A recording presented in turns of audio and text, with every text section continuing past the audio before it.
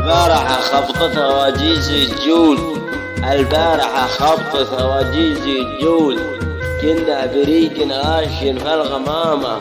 لا شفت شعار المنابر ولا عود، ولا أجدد من حروف النعامة، لا قلت شاعر والشواعير تنلاح، لاحت بروقها واسطعت في البلامة، لا قال شاعر وين شاعر للأشعار، أفكارها مجمعة جميع الفريدة، لا قلت وش هالرأي، قال الرأي يبرق ويرعد مثل الرعد، لا قام غاش بظلامة، اليوم شاعر جدد حروفه،